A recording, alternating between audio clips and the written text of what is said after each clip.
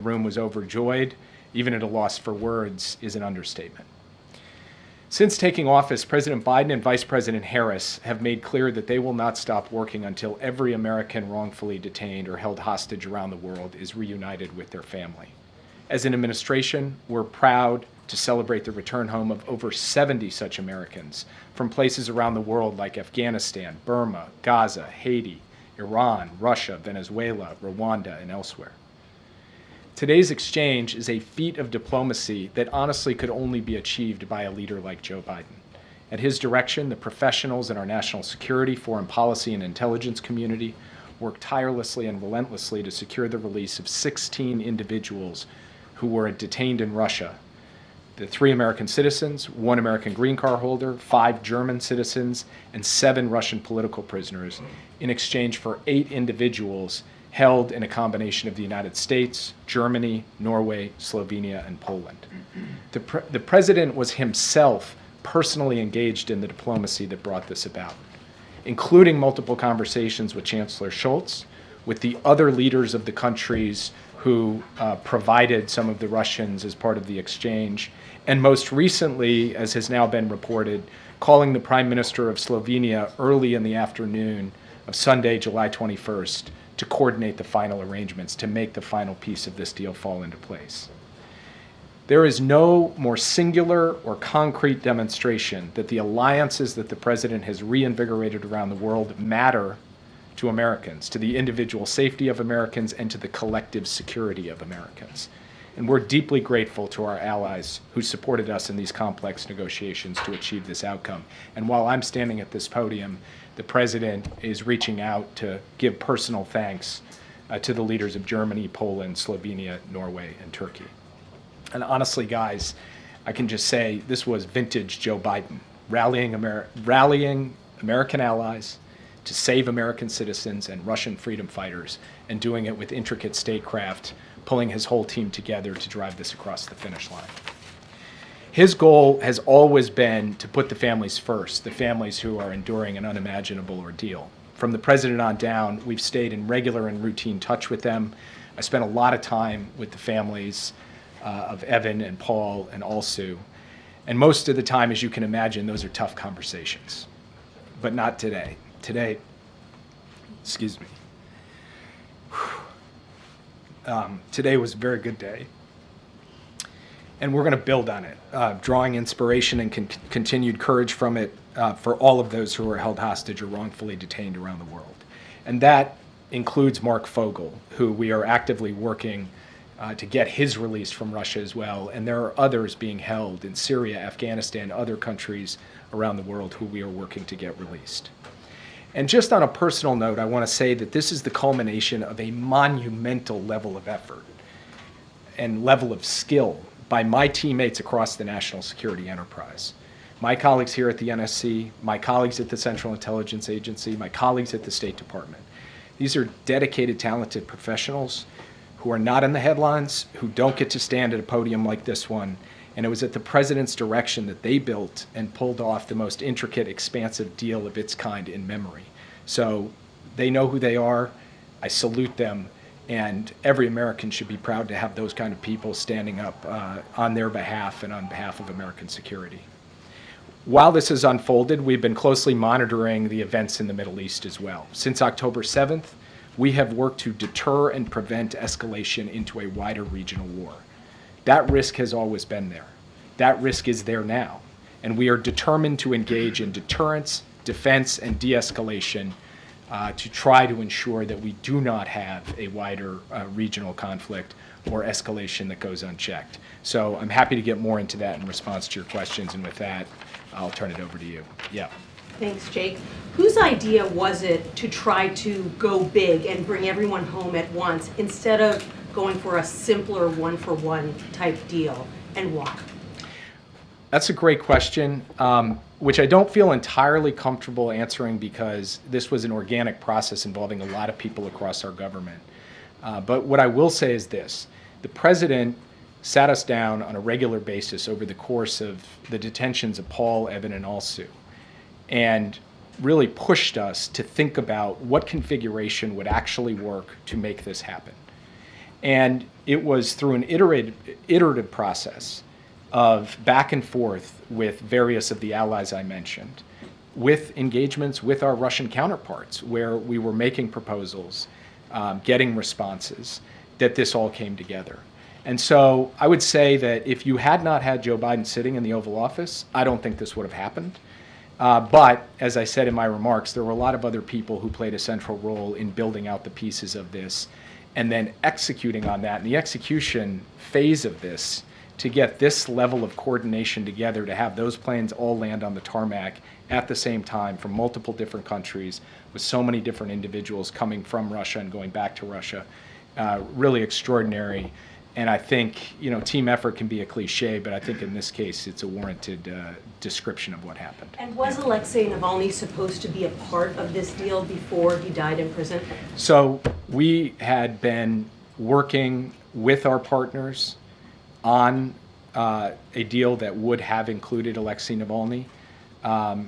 And unfortunately, he died. In fact, on the very day that he died, I saw Evan's parents, and I told them that the president was determined to get this done, even in light of that tragic news, and that we were going to work day and night to get to this day. And so that work continued over the course of the past few months and culminated in today. Yeah. You've mentioned it a little bit, but can you describe and give us a little bit more color on that Oval Office conversation just before the president came out? Did all 4 Americans get to speak? Did each of the family members get to speak to their loved ones? Did the president tear up? Did you tear up? I saved my tearing up for this podium. I would like to strike that from the record if we could either. I don't know if that's permitted, probably not. So the president invited the family members in at the moment that we received the word from the tarmac in Ankara that the exchange was complete. And he was able to give them the news directly that the exchange was in fact complete. Then Paul, Evan, and Alsu were in one place. Vladimir was actually in another place. So he conducted 2 calls from the Oval Office, one with the 3 American citizens on the phone, and he welcomed their freedom, said, you know, that on behalf of the American people, he was so proud to have them out, and then very quickly turned the phone over to their family members, and each family got the opportunity to engage by phone with their loved one who was out. He then conducted a second call with Vladimir, and Vladimir's wife, one of their daughters, and their son were there to be able to speak with him. And the president and he also got to reminisce on the fact that they were both pallbearers together at John McCain's John McCain's funeral.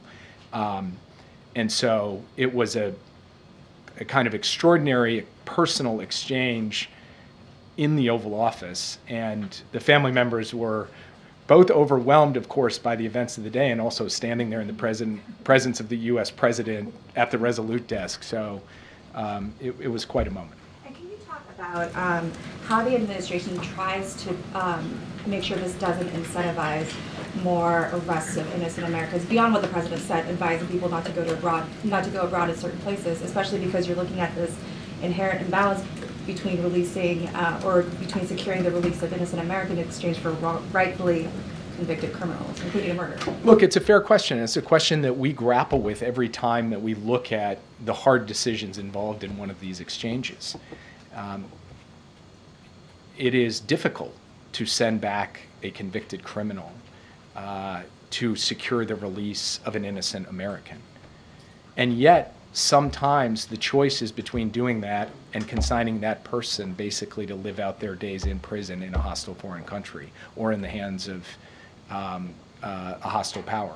So from our perspective, we have assessed and analyzed that risk, and we have judged that the benefit of reuniting Americans, of bringing people home, and also of vindicating the idea that the American president and the American government are going to do what it takes to protect and secure the release of innocent Americans, that benefit outweighs the risk, and that's how we have proceeded. I would point out, in addition to that, that in periods of time when the U.S. government didn't tend to do prisoner exchanges, Americans were unjustly detained and held hostage overseas. in periods where we did, Americans were unjustly detained and held hostage overseas. So I think there are real questions, and Roger Carstens, the hostage negotiator at the State Department, has actually pointed out that in this analysis, it is not quite as clear-cut that the evidence actually demonstrates the kind of result that your question speaks to, that a lot more people get taken because we do these exchanges. But it's something that we have to pay attention to, and it's something that makes these decisions by the president not simple decisions, hard decisions, and yet, as he did today, he was prepared to make them. Yeah. Can you explain a bit more, when did it become clear that Krasikov was this linchpin to a deal like this, and was it during the negotiations over Brittany Griner?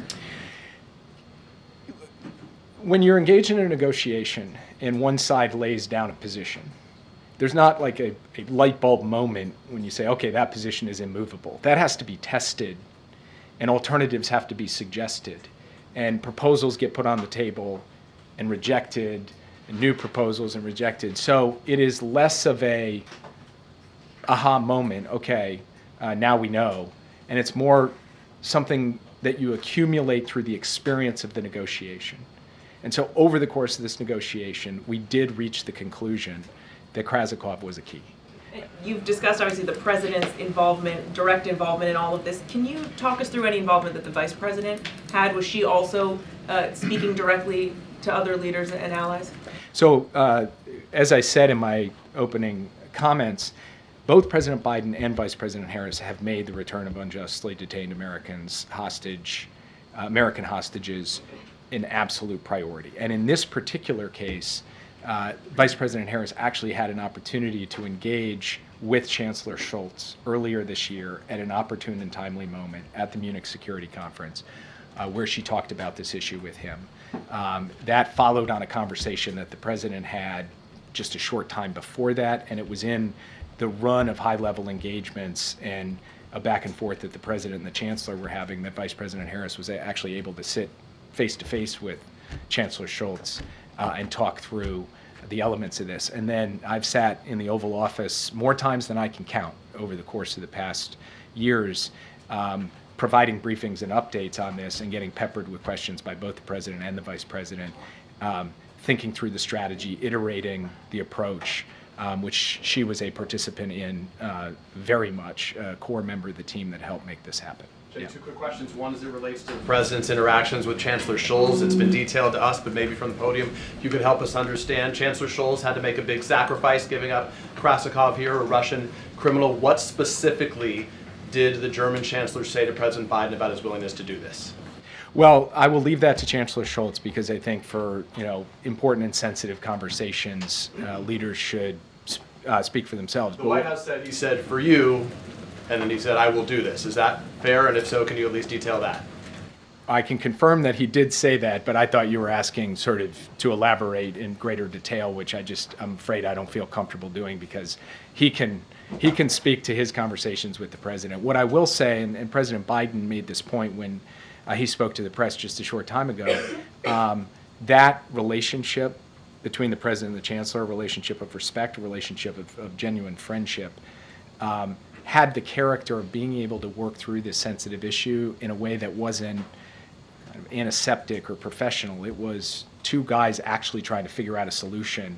That was the nature of all of the conversations, and ultimately the chancellor was able to say to the president, let's do this. Just to be clear, my second question, today is clearly a day of celebration, but already there is some criticism, including from the Republican vice presidential nominee, J.D. Vance, who moments ago said, I think what this demonstrates, I think that really what this shows is that a lot of bad guys across the world are worried that Donald Trump is coming back into office. Your response to those comments? I don't follow. Yeah. Thank you, Jake. Can you talk about what, if any, engagement U.S. officials had with Vladimir Putin as part of this? No engagement directly with Vladimir Putin. What about his deputies? There was extensive engagement with Russian officials over the course of this. I'm not going to get into the details because those channels are sensitive and need to be protected for exactly this reason, because having those sensitive channels enables us to produce results like today. And then last week in the Oval Office, President Biden said that he remains committed to bringing Americans home during his final 6 months in office. How important was it for him to get this deal before leaving office? Honestly, I don't think he was thinking about it like, I got to get it before I leave office. He was thinking about it from the family's perspective, which is every day is a lost day. So I want to do this as rapidly as humanly possible. I want to push the pace on it because the longer that these Americans are held abroad, the greater the risk and the greater the pain. So for him, it was really important to do the deal, but less tied to his time in office and more tied to the power and responsibility he had and wanted to exercise to get this done as fast as he possibly could. Yeah. And I just want to follow up on this interaction with the Russians. I mean, does this in any way lay any groundwork for discussions about the war in Ukraine with the Ukrainians? I mean, just to sort of say, look, we've cooperated on this. Is there any path that this creates any sort of goodwill in terms of, you know, creating more discussion? We do not see a link between the hostage negotiation or the detained persons negotiations and any potential diplomacy over the war in Ukraine. We see those as operating on separate tracks. One is really about the practical issue of producing this exchange. The other is a much more complex question where the Ukrainians will be in the lead and the United States will consult closely with all of our allies to support them when they are prepared to step forward and engage in those in that kind of diplomacy. Yeah. Can I just follow up on, so we can't have you here and not ask you about what's happening and unfolding in the Middle East and with Iran and with this, the killing of Hania.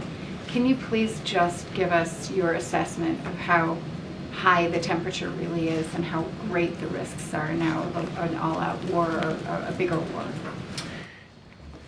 Just taking a step back, we have been laser focused on trying to prevent that wider war since October 7th. There have been moments that have required intensive effort to keep a lid on things. The risk has always been there, and the risk remains today. And we believe we do have to be engaging in intensive efforts now through deterrence, through de-escalation, through diplomacy, to prevent a wider war, and we will continue to do that. Yeah, thanks, Jake. Back in May, former President Trump made the comment that Russia would release Evan Gershkovich for him after the upcoming election, quote, but not for anyone else. Did that comment complicate negotiations at all, and do you have a response to Trump's comment now? Look, I'm just happy these guys are out and home, and I won't wade into the comments of the former president. What about Jimmy Wilgus? Are you working on him? Yeah. Jake, you noted that the president spoke to the leader of Slovenia right around the time he was making his decision on his political future. How much was the thinking that he had to go through on his future part of this process leading up to these negotiations? Was this something that weighed on him for days ahead of these calls? Look, to be honest with you, the way in which this unfolded played out over the course of weeks, even months, to put all of the pieces in place. So the timing and the cadence of the different elements coming together was a feature of the diplomacy and the decision-making of each of the countries involved. It wasn't about American politics, the American political calendar, president's thinking on other issues. And it did happen to line up on that Sunday in that way, but not through a conscious decision to make it so, but rather because that's when the pieces were falling into place. And that's the moment when the president had to drop that final piece in. And it just so happened to come a couple of hours before he made his announcement. And when do you think we will actually see them on American soil? Will the president greet them in person? I think you can expect to see Evan, Paul, and Alsu later tonight on American soil. And as the president mentioned in his remarks earlier, they'll be landing at Andrews Air Force Base. The president and the vice president will be out there to greet them. Vladimir Kara-Murza is going to be traveling to Germany, and his family, who was here with the president this morning, will be traveling there to join him. But as Vladimir and the president discussed today, we expect him back here in the United States soon for him to be able to see the president and other people in the U.S. government. Yeah. Thank you, Jake. Switching gears for a moment, I want to ask you about the plea deal that was reached with 9/11 suspects by military courts down in Guantanamo. Republicans are condemning this as showing weakness and calling it a sweetheart deal because it avoids a trial and the death penalty. I was wondering if the administration has any response to that. As we said last night, the White House received word that the convening authority had entered these pretrial agreements that had been negotiated by military prosecutors with KSM and some of the other 9/11 defendants. And we had no role in that process. The president had no role. The vice president had no role. I had no role. The White House had no role. And we were informed yesterday, the same day that they went out publicly, that this pretrial agreement had been accepted by the convening authority. What the president did upon learning of that was direct his team to consult as appropriate with officials and lawyers at the Department of Defense on this matter. Those consultations are ongoing, and I have nothing more to add at this time. And one more thing on Iran, Israel, Hamas negotiations. Now that the lead Hamas negotiator is dead, who is there to negotiate with, and why, in your estimation, would Hamas continue towards negotiating a ceasefire deal when their lead negotiator was just killed by the people they're negotiating with?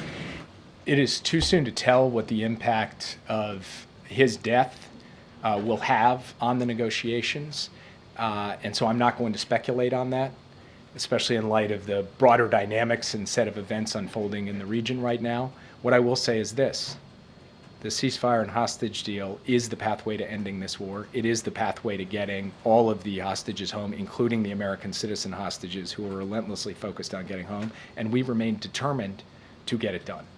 Yeah. Did the president have a call today with Prime Minister Netanyahu, or is he having one?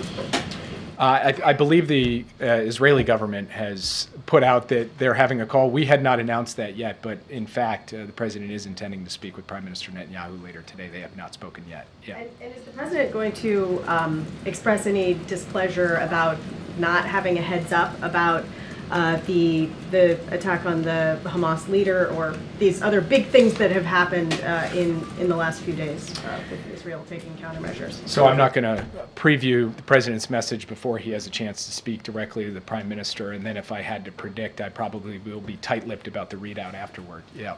Thanks, Jake. Just wondered if you could make clear for us, when was the actual moment when you really knew that this deal was going to be done and that it was sealed, or was that not really until today and you actually saw them? The released people on the tarmac in Ankara? We steadily gained confidence following the president's call on the 21st of July, but that confidence was always tempered by the reality that this was a fragile deal, a complex deal that could fall apart at any moment from multiple different directions. So we held our breath and crossed our fingers until just a couple hours ago. Yeah. Jake, I wanted to ask about arms control treaties. It seems like Russia's been backsliding when it comes to these deals. What is the update with that? Is there any progress with getting them to rejoin any of these treaties? No. The short answer is there is no progress. We have tried to engage, and I have publicly stated, and my colleagues have also laid out our view that there is an arms control agenda that's in the interests of the security of the United States, our allies, and frankly, global stability. And we have not seen reciprocity on the Russian side to engage in those discussions at this time. So we're obviously working very closely with NATO, with our other allies and partners, to ensure that our security is going to be strong, resilient, and credible no matter what comes next. But we do remain available to engage in arms control, as we did with the Soviet Union at the height of the Cold War. Last question. Yeah. Thank you, Jake. Can you just confirm that no money was exchanged, no sanctions were loosened to facilitate this deal? Yes, I can confirm that. And can you also speak to why the president chose not to use his moment in front of the cameras to deliver a warning to Putin? He said, I don't need to speak to Putin, but what he didn't convey was a price that countries will pay if they abduct Americans for political purposes. We have made clear through every conceivable channel, and the president has made clear publicly on repeated occasions over the last 2 years about the costs and consequences of aggression, of standing against United States interests, and of taking actions that we believe are unlawful and unjust. We're going to continue to do that as we go forward. For the President today, this was a moment to thank our allies. It was a moment to celebrate the families, and most importantly, it was a moment to lift up the human achievement of getting both Americans, citizens of friendly countries, and Russian political prisoners out. But as the President said, he doesn't need to talk to Putin for Putin to understand where the President stands. Thank you. What about Jimmy Wilgus? He's been there 8 years, Jake. Thank you, Jake. Thank you. 8 years. All right. As I mentioned at the top, this is an incredibly important day, monumentous day, and also an emotional day for the families, obviously, for the incredible team that I get to work with every day, national security team, and across the administration, and for this president. And so it's a good day. It's a really, really good day. And we should be really proud of what this administration has been able to do. Now these, these folks who were unjustly held now get to go home to their families and see their families and restart their lives. Okay. And a follow-up on the 9/11 plea deal, if I may. Does the president still plan to close Guantanamo Bay prison before he leaves office? And is there a realistic pathway to do that in the next 6 months? That's still something that the president wants to do and get done. As far as a timeline, don't have anything for you here, but obviously this is something that he wanted to be done under his administration. Just don't have anything else to read out or preview at this time, but it is something that he's determined to get done. And does he have a message to some of the 9/11 families who wanted to see a full trial, who wanted to see this kind of come to a fuller process? So look, this is basically what Jake said. This is something that we had no involvement in. He didn't have any involvement in. And so the White House played no role in this process, and the president directed his team to consult as appropriate with officials and lawyers and Department of Defense, obviously, we have said this before. We are, our hearts go out to the families who lost loved ones on that day. And the president on 9/11 has honored them every year, and the families who lost their loved one on that terrible day. And we remain committed, this administration remained committed to ensuring that the military commission process is fair and delivers justice to the victims, survivors, families, and those accused of crimes. And so that is certainly the president's continued commitment here. Donald Trump yesterday attacked, obviously, Kamala Harris's identity, said he didn't know she was black. You reacted to that yesterday, but I'm wondering if the president is aware of those comments and what he thought of it. The president's aware. I think he, just like myself and what I stated here and what the vice president stated as well, I'll just reiterate what I said. It was repulsive, disrespectful, and insulting. And we believe, and obviously we're not the campaign here, but we can speak more broadly, that generally that the American people deserve better. They deserve better. And real leaders do not tear people down. They don't question someone's identity. It's just more of the same, more of the lack of respect, it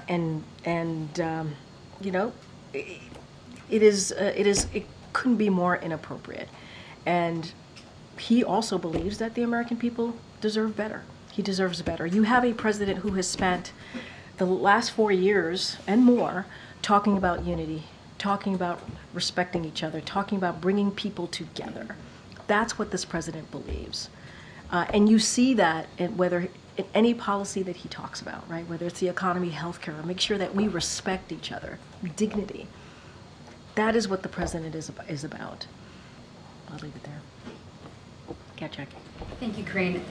Just hoping for a response to the 9/11 plea deal that spared the architects the death penalty. The New York City Firefighters Union put out a statement that said, "We are disgusted and disappointed that these 3 terrorists were given a plea deal and allowed to escape the ultimate justice, while each month 3 more heroes from the FDNY are dying from World Trade Center illnesses. Does the administration have a message for them? Look, our hearts go out. I mean, not much more than I can add to what you heard from the National Security Advisor and how I just answered the question to one of your colleagues. And I'll just reiterate, obviously our hearts go out to the families who lost a loved one. We didn't have a role in this. This was not something that we were involved in. And so we are determined to make sure that they get justice, these families get justice. I just don't have anything else to add to what the National Security Advisor just stated from here moments ago. And then on the Vice President's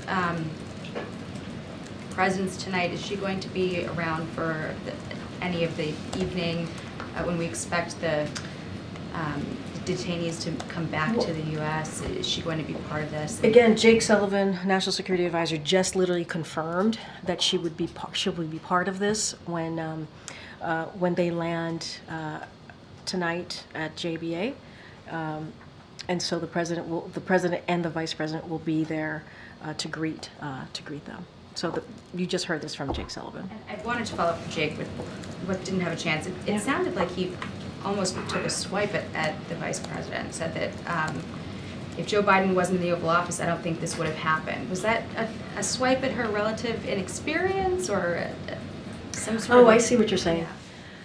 They're partners in this. Joe Biden and the vice president are partners in this. You heard him say that the vice president played a critical role in this diplomacy at a number of key moments. She met with the Chancellor of Germany in Munich to help pave the way. She also met with the Prime Minister of Slovenia to help bring them into the negotiations. They were partners in this. And then you'll see her tonight join the president to welcome back those Americans who were unjustly imprisoned in Russia. And that is going to be an important moment, a critical moment, but they worked together on this. And I think what Jake, not to say what he was saying, but he was very clear, this is a president that has had a long history in government, more than 50 years as a senator, as a vice president, and now as president. It is because of his understanding of the world and the relationships with these leaders that he has had, he's been able to build back up our partnership with allies, right, and also partners. But let's not be very clear here. The vice president has been a partner in this. I just listed out how critical of a role that she played in key moments very, very recently. So they're partners, and I think that is what we want to make sure that is very, very clear to all of you. Okay. Karine, was there ever any consideration given to asking the vice president to, come back sooner so she could be part of the announcement today? And sorry. No, I'm sorry. You should finish. You should finish your question. Well, no, I was just going to ask. I mean, if there was, just for the atmospherics or the kind of visual impact of having her there with the families. Well, just today. just to reiterate, she played a key role here, a critical role during some key moments, as I just listed out. But I will remind you that she was at a funeral in Houston this morning. She was speaking at a funeral for the late Congresswoman there in Texas, and that was also, as you know, when you're president and even vice president, you play multiple roles here.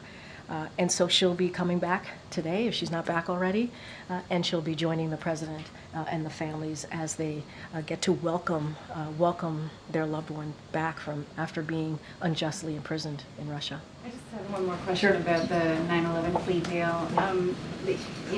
Can you say from where you sit now whether you think the death penalty would have been an appropriate end, or is that a sort of a matter of principle for you, for the people at the White House, and for President Biden in particular? As you know, the president's been always very clear about the death penalty. I don't have anything else to add. This is something that we learned about yesterday. This is something that the convening authority for military commissions made an independent decision. They made an independent decision. We were not involved. I don't want to get into like specifics on this because we're just not involved at all in this process. And so I'll just be careful here and just leave it there. Okay. Did the president or anyone in the administration speak to the family of Mark Vogel today, to your knowledge? That's a good question. I don't have anything to read out about a particular conversation with the family of Mark Vogel. As you know, our team here have been in regular touch of many of the families who have loved ones who have been detained. I don't have anything at this time to read out with Mark Vogel specifically, but we are continue to be committed. You heard Jake speak to this at the top when he was delivering his remarks to getting Americans home. With each of these exchanges, it is our goal to secure release of as many as Americans as we can. That is the goal every time we get into these negotiations, and we're always very careful. We do not do these in public, obviously, and at every step in this process, starting all the way back when we sought the release of Paul Whelan and Brittany Griner, we also sought to release Mark Vogel, as well, as you heard from Jake Sullivan. We are actively continuing to do so and are engaged in active discussion on how we can get to that, how can get to a path to get him home. Don't have anything to read out on a recent conversation with their family. On a with his separate family. topic, the Federal Reserve yesterday signaled that it could cut interest rates for the first time since the pandemic. Does the White House believe that's a good idea?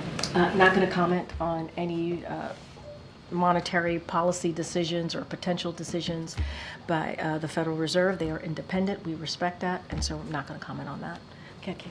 Just to circle back, Jake did make the point that he believed that this wouldn't have happened if the president wasn't the one in the Oval negotiating.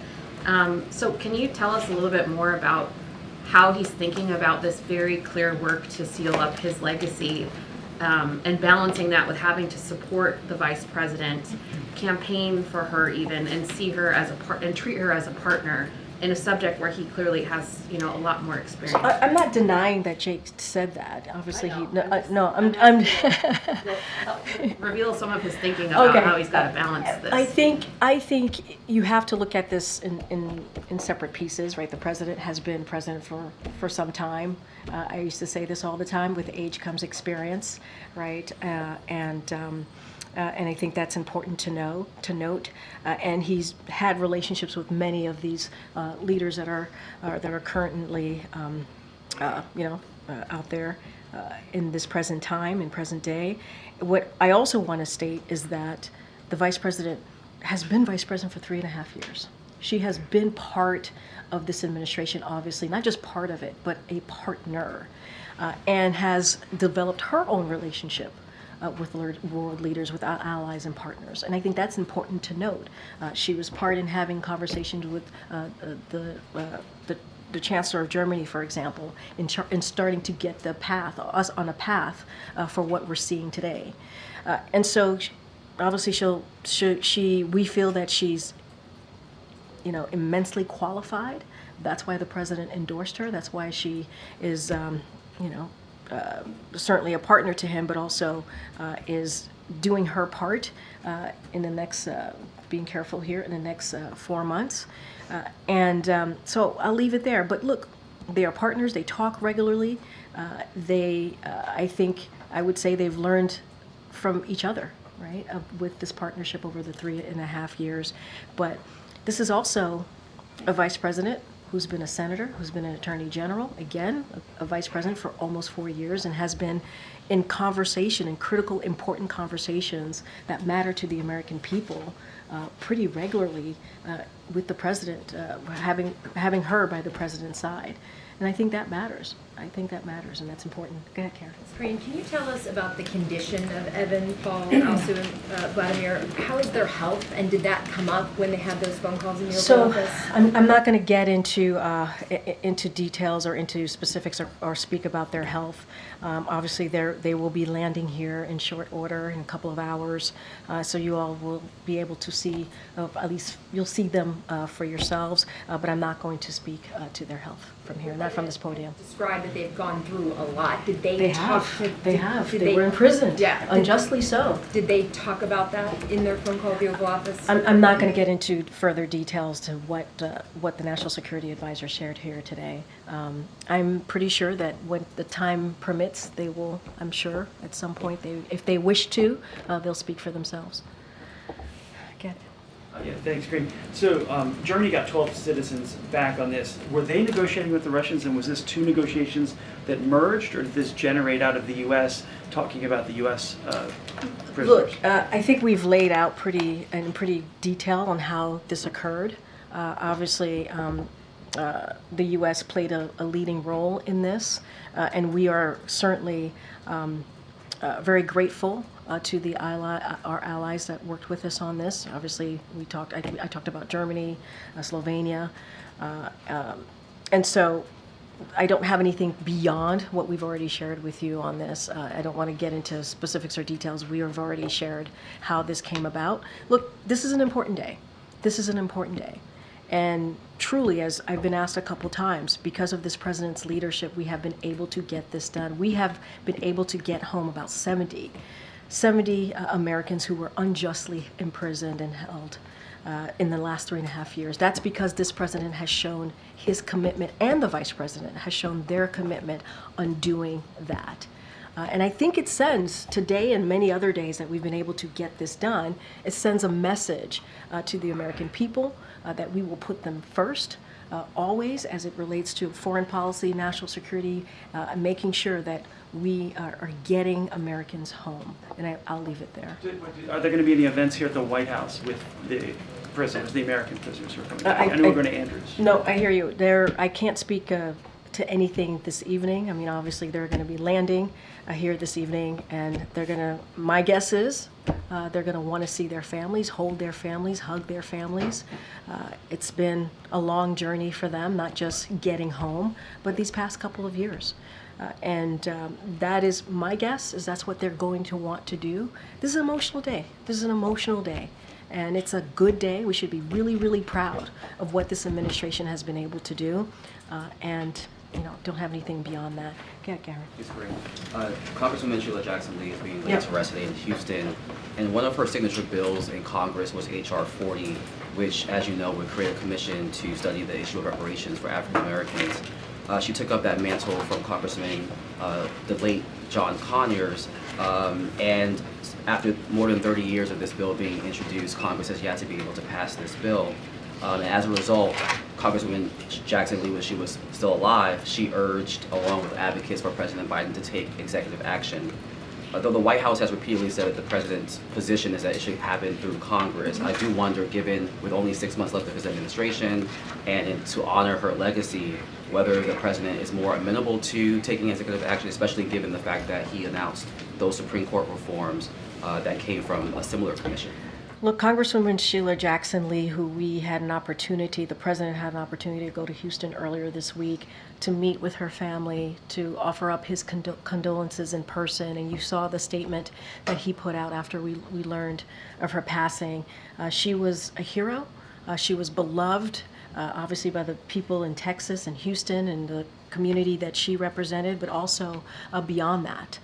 Certainly her colleagues in the Congressional Black Caucus and in Congress more broadly, and we lift her up and we honor her, not just through legislative action, but obviously honor the work that she has been able to do and what she has meant to so many. As far as the commission, the president has not changed where he is. He believes there should be a commission, and he does believe it should be a legislative process. Obviously, we think it's important. We want to help in any way to get that legislation done, but I just don't have anything else to add beyond that. Okay. Thank you, Karine. Can you talk about the support from Turkey this morning? In the briefing, Jake Sullivan mentioned that Turkey provided logistical support, but what we're hearing now is that they are coordinating the exchange. Is that an accurate description? And also, did the U.S. give the Turkish government anything in return for their support? So look, this was a big effort, as I mentioned before, and I was answering a question from one of your colleagues. It took our partners and allies to get this done, and we appreciate every effort that was done by them. Obviously, I think Jake was also asked if there was a phone call made recently to Erdogan. Obviously, I don't have anything to read out at this time, but it was, and they did offer technical support, as you know. I don't have anything beyond that to share, but we are very grateful for the role that they have been able to play to get Americans home today. And so I just don't have anything beyond of what we've already been able to share. Give us an update on American journalist Austin Tice that's held in Syria.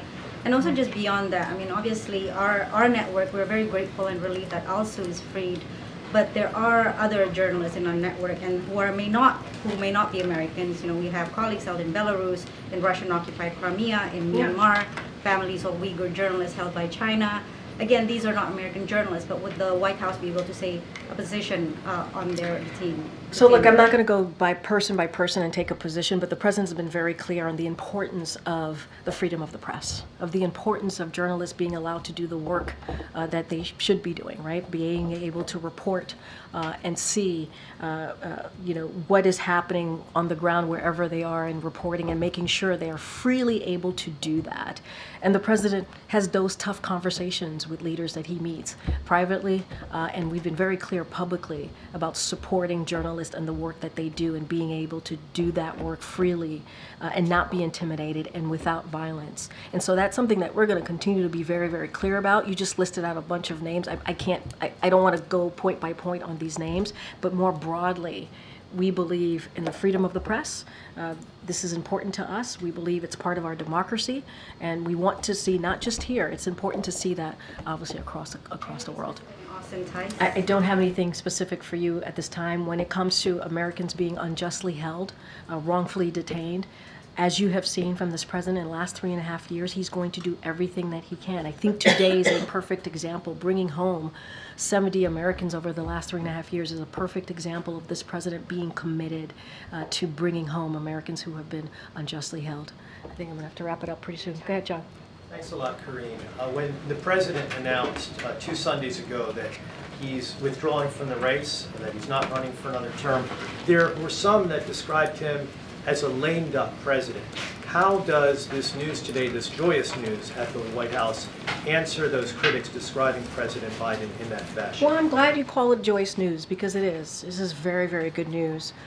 For all of us as Americans, we should be very proud of this moment. Look, I've heard the term lame duck. I was asked at the podium if he is a lame duck president. We've been very clear that he's not, and today is an example of that. What he did on Monday, talking about SCOTUS reform, is an example of that. The president is determined, and he is very focused, along with the vice president, to get things done, to build on the accomplishments that we have been able to deliver for the American people over the last 3.5 years. And these are historic accomplishments, whether it's the American Rescue Plan that turned the economy around, restarted the economy. Now we're leading in the world on that. Again, no Republicans voted for the American Rescue Plan. You think about the Inflation Reduction Act, no Republican voted for that, and that is a piece of legislation that has seen the biggest investment in climate change. Now Medicare can actually negotiate with Big Pharma, something that elected officials have been trying to do, and he reached across the aisle to get infrastructure done, to get the CHIPS and Science Act done, to get the Veterans, the PACT Act done. So it doesn't end there. It doesn't end there for him. He wants to see a lot of these important laws now. He wants us to get them, make sure they're implemented. And we're going to continue to use the remainder of this term to look for ways to build on that progress. And we will certainly share with you the specifics of that as we continue these next 6 months. And secondly, yesterday I asked a series of questions to you about the possibility of a hostage deal.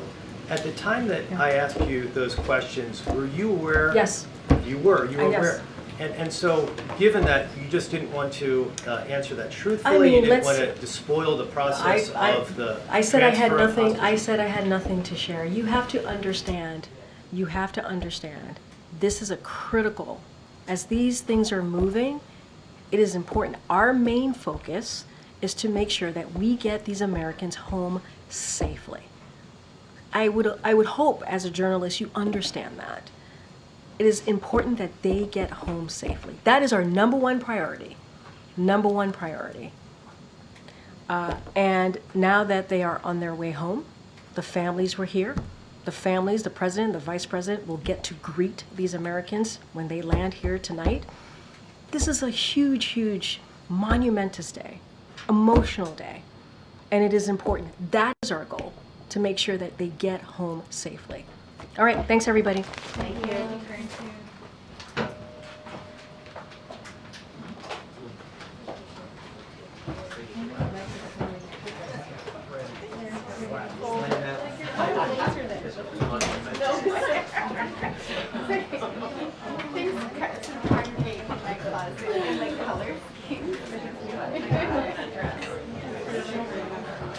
Almost there, right? Almost. Yeah, but if it goes through, they won't let me go down there.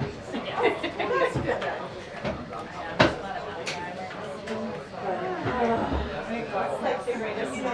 I do know the tale. It's like you just literally don't know it and it's gonna happen. Yeah. You have a plan.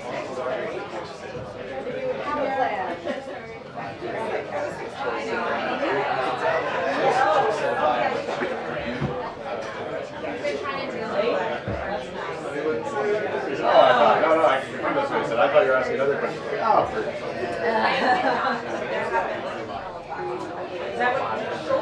They're all facts.